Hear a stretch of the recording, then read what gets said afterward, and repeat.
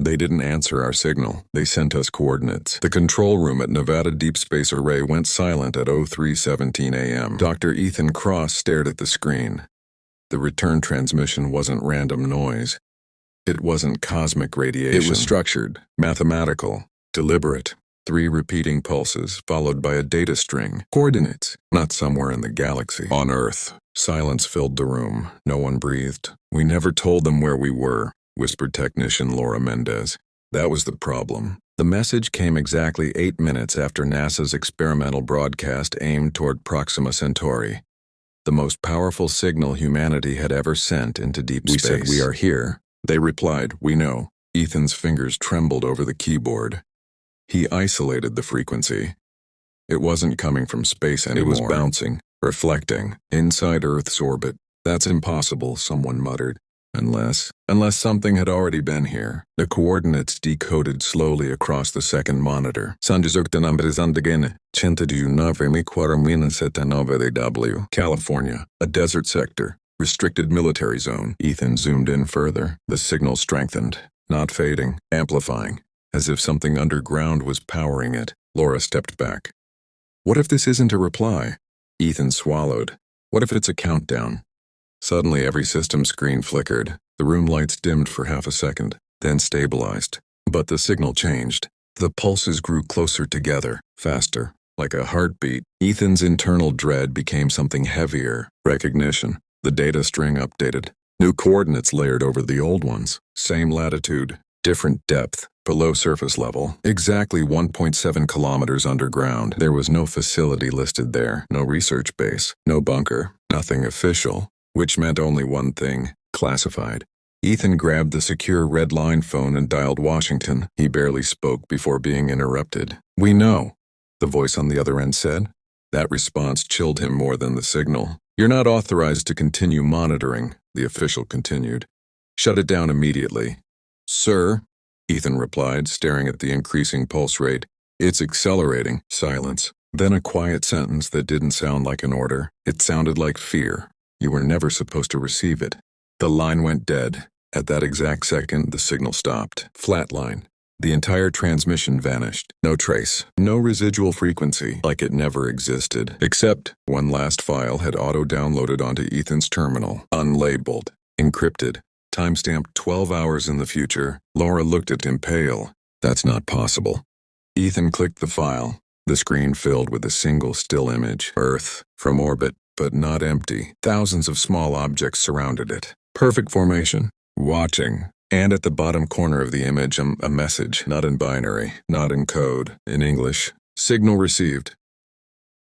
The timestamp was wrong. Received tomorrow, 14:42 p.m. Ethan stared at the screen, pulse rising. Files don't arrive from the future. Laura leaned in. It's a glitch. No, he whispered, it's not. He cracked the first encryption layer.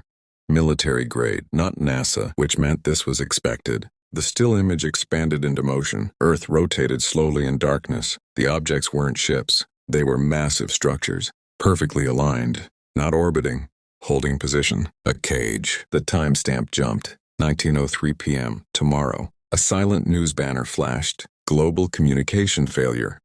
Power grids flickered across continents. The structures pulsed together. 22:17 p.m. Tomorrow. City's dark. Satellites offline. No explosions. No invasion. Just silence. Then the final timestamp.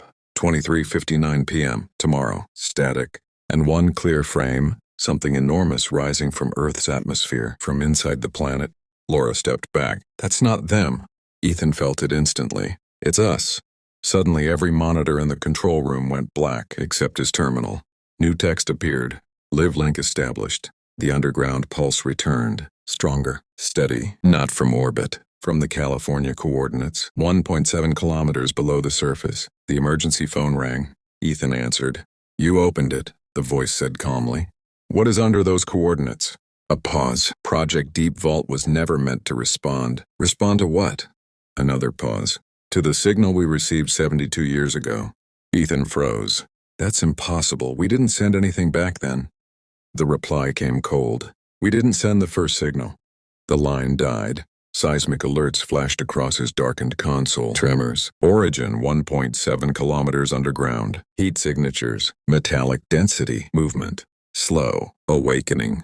The underground pulse synchronized perfectly with the orbital grid from the future file. Above Nevada, through the reinforced glass ceiling, a single light appeared in the sky, not blinking, not moving, watching. The light in the sky didn't move. It hovered above the desert and silent, fixed, watching. Inside the dead control room, only faint, red emergency strips glowed along the floor. All primary systems were offline, but the underground pulse continued. Slow, deliberate. Ethan forced his laptop onto battery power and dug into the archived defense records. If Project Deep Vault had responded 72 years ago, there had to be proof. He found it. 1954, Mojave Desert, classified excavation site. The header read, "Unauthorized subterranean object detected." Laura leaned closer. "Subterranean?" Ethan nodded and scrolled. The object wasn't found from space. It was found during underground military expansion. Drilling equipment struck something metallic. Not rock, not ore, metal, perfectly smooth, no corrosion, no known alloy match, and it was emitting pulses. Low frequency, measured at regular intervals. Laura whispered. They woke it up. The report detailed equipment failures. Radios cut out. Compasses spun. Workers felt vibrations through the ground before instruments died. Then the pulse pattern changed. 3 distinct bursts, followed by silence. 8 minutes later, radar stations detected something entering high orbit. Brief, unidentified, gone without re-entry. Ethan exhaled slowly. We didn't send the first signal. Laura finished the thought. We replied. The real-time underground pulse beneath California shifted again. The frequency softened, almost like it was listening. Suddenly, Ethan's screen flickered. The archived 1954 document updated live. At the bottom of the old report, a new line appeared. Status, active. Laura's voice shook. That file is sealed. No one can edit that. Another line added itself. Cycle complete. The underground pulse stopped. Total silence. Then, the facility lost its remaining emergency power. Darkness swallowed the room. Outside, the single light in the sky multiplied. One became several, then dozens, aligning in perfect geometric formation. Not attacking, positioning. The ground beneath the facility shifted. Deeper, heavier. Not a tremor, movement. A low metallic resonance echoed upward through the earth. Not mechanical failure, a tone. Clear, deliberate. Whatever was buried 1.7 kilometers below the desert had just answered. The tone beneath the earth didn't stop. It grew steadier, stronger. A vibration Ethan could feel in his ribs. Outside, the grid of lights above Nevada locked into perfect formation. No movement, no weapons. Just containment. Laura whispered in the darkness. They're not attacking. Ethan swallowed. They're waiting. His laptop screen flickered back to life for a split second, running purely on residual battery. New data streamed across it without command access. Thermal scans, seismic cross-sections, a hollow cavity 1.7 kilometers underground. Perfectly symmetrical, not natural, not carved, manufactured. Inside the cavity, a structure, massive, sphere-like, layered in metallic segments that were now shifting, unfolding. Laura stepped back. That wasn't buried. Ethan felt the realization hit. It was placed. The seismic feed spiked, not outward, inward. The object wasn't breaking through the surface. It was expanding internally, like something powering up after a long sleep. Suddenly, every dead monitor in the control room flashed white for half a second. One symbol appeared across all screens. 3 vertical lines. Pause. 3 vertical lines again. The exact same pattern described in the 1954 file, the original pulse. Above, the orbital lights responded. Their formation adjusted slightly. Tighter, more precise. Synchronization. They're connected, Laura breathed. Not invading, Ethan corrected. Coordinating. The underground sphere's outer layers split further in the thermal overlay. Internal heat signatures ignited one by one in circular sequence. Like countdown nodes. The laptop speaker crackled. Static. Then a low-frequency transmission bled through. Not random noise. Structured waveform. Audio. Ethan increased the gain despite the distortion. A sound emerged from the static. Not language. Not yet. But patterned. Deliberate. It repeated 3 times. Then stopped. Silence stretched across the desert and sky. The orbital grid held position. The underground heat signatures stabilized. Then Ethan's screen displayed a final line of translated waveform approximation. Integrity verified. Laura's voice barely came out. Integrity of what? Ethan didn't answer, because the seismic feed updated again. Surface stress values increasing, not from inside the sphere, from the surrounding rock. The Earth itself was being measured, tested. The tone beneath them shifted pitch, higher now, resonating through metal and bone. Above, the skylights dimmed simultaneously, as if waiting for confirmation. Then one final word appeared on Ethan's darkening screen. Prepare. The ground beneath the facility began to rise. The ground didn't explode. It lifted. Slowly, like a breath taken after centuries, concrete fractured across the Nevada facility floor. Hairline cracks spread outward in perfect circles, centered far beyond the walls, at the exact underground coordinates. Laura lost her footing. Ethan grabbed the console to steady himself as the vibration deepened into a controlled hum. Not chaos, precision. Outside, the orbital grid brightened faintly, not as a weapon, as confirmation. Ethan's laptop flickered one last time, running on fading reserves. Live geological feeds overlaid themselves automatically. The underground sphere wasn't forcing its way up. The surrounding rock was separating, making space, like doors unlocking. Thermal nodes inside the structure ignited in a synchronized ring. 12 points, evenly spaced. A clock or a seal. Laura stared at the seismic model. It's not destroying the crust. Ethan finished the thought quietly. It's disengaging from it. Another waveform pushed through the laptop speaker. Stronger than before, clearer. 3 tones. Pause. 3 tones again, but now a harmonic layered beneath it, almost like breath. The translation engine, still barely operational, processed the pattern. 2 words formed slowly on the screen. Phase 2. Above them, one orbital structure detached slightly from formation. It didn't descend. It aligned vertically over California, as if sinking. Ethan's mind raced through the 1954 file. The first pulse, the 8-minute delay, the orbiting object that appeared and vanished. 72 years ago, something below had checked in, something above had acknowledged. And now, completion. The ground beneath the desert shifted again.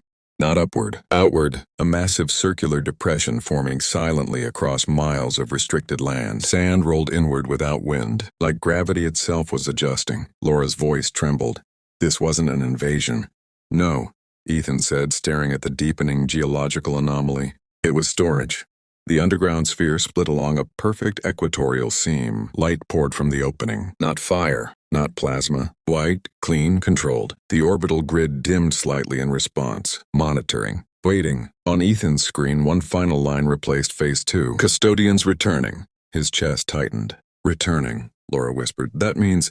He didn't let her finish, because a final seismic reading flashed across the dying display. Object mass increasing, not emerging from below, arriving from above. The aligned orbital structure began to descend, slowly, deliberately, toward the opening in the Earth. Not to attack, to dock. The hum beneath their feet deepened into resonance, synchronization complete. And Ethan understood the truth in a single, crushing thought. Earth was never invaded. It was maintained. And the owners had just come back online. The descending structure didn't burn through the atmosphere. It phased. No fire, no sonic boom, no trail across the sky. One moment it was a star among many. The next it was closer, vast and angular, distorting the air around it like heat over metal. Ethan and Laura stumbled toward the reinforced ceiling glass as the desert beyond collapsed inward in a perfect circle miles wide. At the center, the underground sphere was fully open now. Light radiated upward in a steady column. A beacon. It's guiding it, Laura whispered. The orbital structure aligned precisely above the beam. Then it began to lower, not falling, calibrating. Its surface wasn't smooth up close. It was layered with shifting geometric plates, sliding over one another like living armor. As it descended, the tone beneath the Earth changed pitch, higher, harmonic, resonant with the object in the sky. The facility shook violently, not from impact, but from frequency interference. Ethan's ears rang. The laptop battery indicator blinked red. On screen, automated translation struggled but continued. Signal lock. Authorization match. Laura stared at him. Authorization from who? Before he could answer, every remaining electronic device in the building powered on simultaneously, though no external power source existed. Monitors flashed white, static rippled across each screen. Then a single repeating phrase scrolled across all of them. Host environment stable. The 2 lights, one rising, one falling, touched, and the sound stopped. No vibration, no hum. Even the wind outside had died. For 3 endless seconds, the world held its breath. Then, the descending structure folded, not exploding, reconfiguring. Segments separated and rotated inward, forming a colossal ring. The beam passed through its center, and the underground sphere began to rise, not violently, gracefully, like a component being fitted back into place. Laura felt the shift first. Gravity subtly adjusted. Weight redistribution. The desert depression stabilized as if engineered for this exact motion. Ethan's screen flashed again with new translated output. Transfer initiated. Biological parameters. Acceptable. Laura's face drained of color. Biological parameters? Ethan looked at the rising sphere, now partially above ground. Massive, luminous, impossibly smooth. It's scanning us. Above them, more orbital structures adjusted formation, not to attack cities, but to encircle the planet more tightly. Containment confirmed. The ring in the sky pulsed once. The sphere responded. A thin wave of invisible energy radiated outward across the desert. Ethan felt it pass through his body like cold wind. No pain, just recognition. His laptop produced one final coherent line before fully dying. Custodian network online. The lights in the sky brightened in unified response, and from the center of the rising sphere, a surface panel opened. Something inside moved, not mechanical, not spherical, humanoid. Standing, watching back.